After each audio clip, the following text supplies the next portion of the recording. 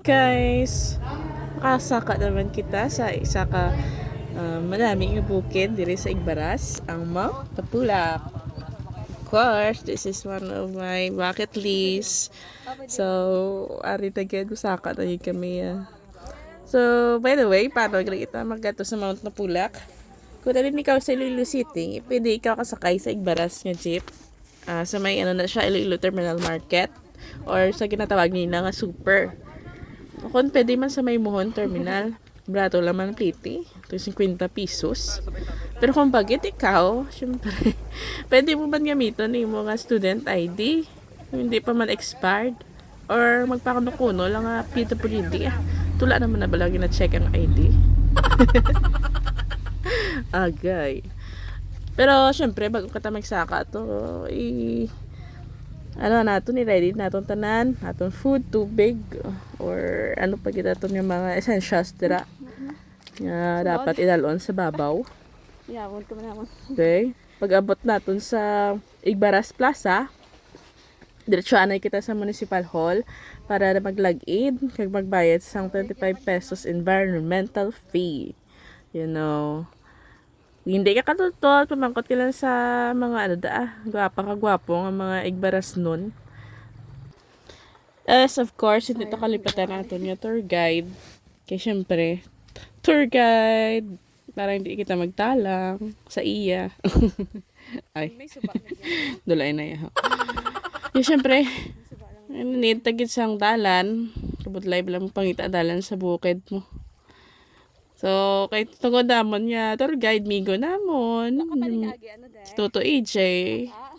Medyo nakalibre kita. Sa tanan nga bukid. Siya digili inyo kontakon kung just in case magsaka ka mo din sa Napulak. Siya inyo kontakon kay nami. Gina siya yung tour guide. Just PM me. Wow. Okay. So, no, kay syempre, bago pa lang ko, dito kami nag-agi sa may medyo mahaba ang nga lagyan. I mean, mahaba ang trek. Ay, dati ang balsang mga friends ko kung may isa pang ikalagyan, kaso mabudlay ang pagsaka. Ito kay medyo mataas kid. So, dari kami agi sa piyak. So, before gali kita kita nyo ito ginang sa intro. Amo to ang Barangay Bagay. So, need tagid magbayad sang 20 pesos man gyapon nga environmental sa barangay.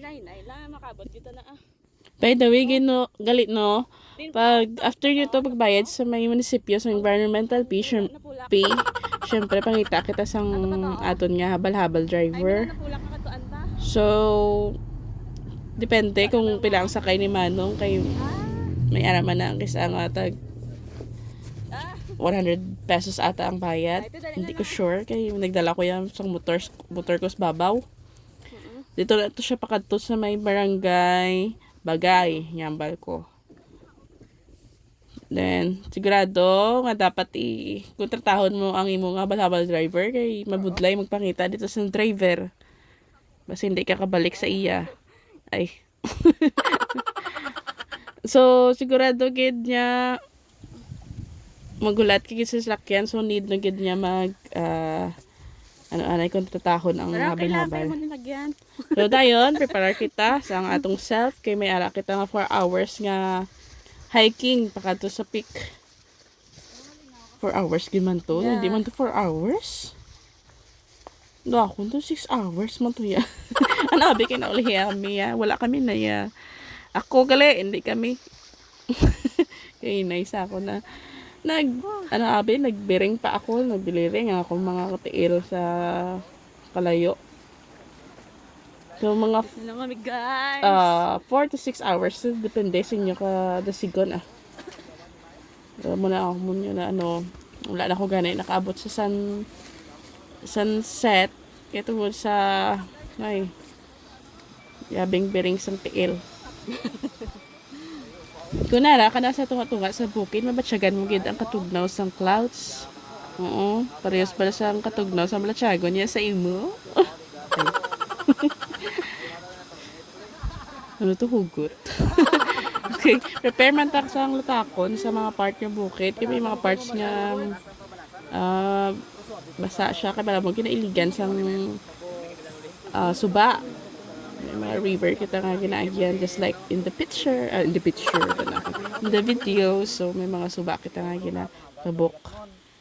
Okay. Pero kung mapatsyagan mo na nga, hindi mo na kaya sa kaanong bukid, samtang pre sa ako, yung pungko na lang. Tungod sa ako nga biring. Ay, hindi ka naman. Mas maayo paguro nga magbalik kita sa iya. Hindi bagay. Hindi ko yung bagay. Magkamuha mo niya. Joke lang man na ba si man ko mo. Pero kung habalin lagi ni kang swertuhon ka, magyan mo doon yung mga reflesya, pag ang mga pinakadako mga bulak sa bilog ng Mother Earth. Sa Mother Earth. Reflesya mo, di ba? Makita mo na sa sa bukid. Wala ko nakakita mo. Sa ikapila ko na nga saka sa bukid, wala gid. Gusto ko na makita. Basan pa na siya magpakita sa akon. So, muna, may mga may mga Pero gabi lang, spring. Hindi kayo tumamad ang tubig. May mga tatlo siguro ka stations yung tubigan ay. Hindi ka magkabaraka, hindi kayo tumawhaw. Nakalabot kiman ko din mga dundulom. Nagidyan sunset ya, guys. Ito ginatukod ko na lang akong tiil mo.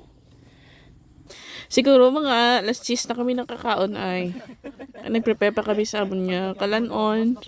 Pero along the way, wala man kami nagutom. Kasi syempre, mapagkaon man kami dala. May mga chocolates or pwede makaon naman sa dalan. So, siyempre, may dala ko nga tent. Ako lang isa sa tent ko. Hindi ko kayo magamay man abang tent. So, early in the morning ka namin sa mga clouds na nakita ko. Kasi syempre, taas ang lugar nga to. Kaya ang sunrise, this is what I'm looking for and I'm waiting for. Magsaka ako sa may bukid. So, kanami kita sa view sa babaw. Kagang kita nyo ng bato na tapos taas pa na guys. Kinanglan pa na isa kaon nyo guys. Buto nagimo ko na si Tere ba? Ako nga pa kaysa nga gamay nga bata nga vlog. Guys. So, ara na guys. So, dito sa baba pwede mo gidya ko ang gusto mo yung shots nga nami. O nami, pag mo camera, plus points. Dito sa baba pwede mo gid na pwede ka gidya dito yung makasaka. Ka makapicture ka sa baw. Kita nyo ng hangin yun Grabe ang hangin. As in, nyo lang sa camera na. Grabe na ang huyap sang hangin. So, gabi pa lang gani. Mayad lang akay ang akon nga plastaran sa akong tent. Is lapit sa bato. So, na-minimize ang hangin. So, unlike sa drink apart, mga tent kani grabe. Gadi ang hangin. Grabe gadi. Doon gini. Pasyaga mo doon. Lupad doon. Kita nyo man ang fog. So very lamig there. So, gusto mo magitiya dito gid sa may sa may batongan na need mo gid sa kaon guys. Ang kinanglan mo di ang kabakod sang imong tiil, kabakod sang imong heart. Kasi syempre mga maisog lang na di masaka guys. Yes. Actually kadua ko na nga saka ko. Kaya ba ako manaog na lang ko. Kaya syempre nadok ko magsaka sa bato. Masimla, mahulog naman ko sa iya. Ayan, buta. So, kadua ko ng saka. Pag kadua ko na naog ko, na-realize ko, rinagi ko di. Nga, hindi ko to pagsakaon. Nga, hindi ko to pag i-reach gid ang top. No? Manabla guys, kung ara ka nagid sa mo ng sitwasyon, why not nga pursue mo na lang. Okay, base pala sa lihi, maginulsong kita, no? Do your best na lang siguro, no? Pero kung mahulog, tati, wala So, nanglan nantaw sa imong ginatapakan, kay base magkabook. Or base pala magdulas ikaw. So, diri pa lang apart ho. Diri pa lang apart. Nanubo pa na. After pa na sa hagdan. Hangin na nga part. So, need ta pag ito saka dito sa babaw. Para makaabot kita sa may cross. So, medyo pila pa ko na ka minuto nag-standby danay. Eh, syempre, ang tawa ang tsura. Hindi ko na kaya. Wait lang kay isog buot ta sa pagsaka. Hindi nakasaka kita. As in guys. Hindi, dapat hindi ka ganyan magduwa-duwa guys. Saka mo ganyang babaw ni guys. Para hindi. Para word it man ang pagkato mo lang to balaho. So amazing views there. Tiyagan mo ara ka at sa taas ka na gidaya. As in. So sa dra nga part grabe ang fog, grabe ang kalamig. Basa kami siya that time kasi syempre grabe ang fog. Huwag kinaulat naman ang mag-clearing. Kinamay ko mag-clearing. Mag-picture. So, timing man ako to that time. May clearing man. Pero nawan ka man hulat sa clearing. Kasi syempre, grabe ang clouds. Madasig pa sa pwedeng bayaan ka. Okay. All drip pa lang kapag ngapot na ko ni. Ito yung mataas dun. Nakuha ko kumamon as babaw ko. First ka na muna lang ang sitwasyon ah. Ngirit gyapon ah. Sige ron, ngirit lang ron. Ngirit lang. Ginusto mo na. Ngirit lang ah. But guys, what I like about kuwara ka na sa top sa bukid, realize mo ang how ka-wonderful, ka-amazing ang Ginoo sa iyang mga tintuka. Ito makita kitang kanamion kag basta ma-amaze ka kit sa tintuga sa Ginoo. Kaya ka mo kung may time pa ka mo nga kumabakod pang inyo mga tuhod, inanglan nyo man niya makita na kag ma-appreciate ang amo na mga beauty sa nature nga gintuga sa Ginoo. You know, you will never experience these things if you don't take a risk. Ba, na-realize ko sa kabuhi niya.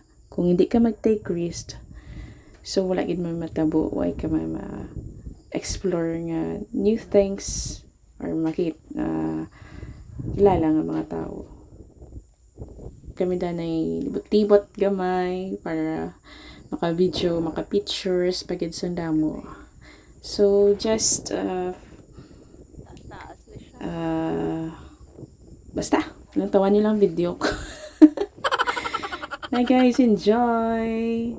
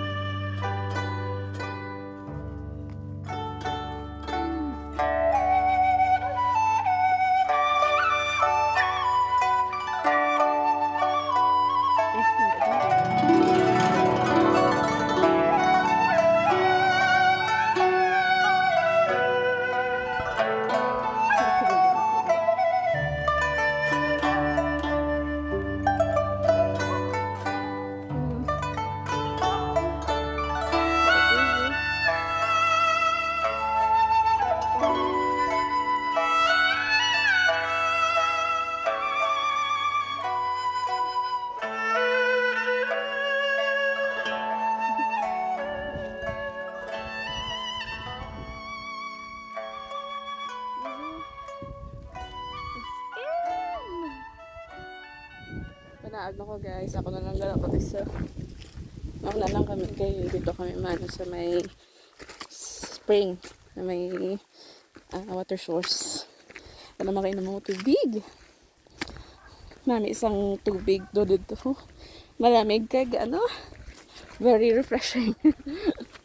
Di gamay na ako na inom nga tubig, so I need to replenish. Masih mana tadi. Okay, sorry. Okay man ang trail. Kay ari na ko sa may tunga ka mga ano, gagmay nga mga kahoy. At least may hawid-hawiran. Gauy. Ano ko na yun. So, gauy.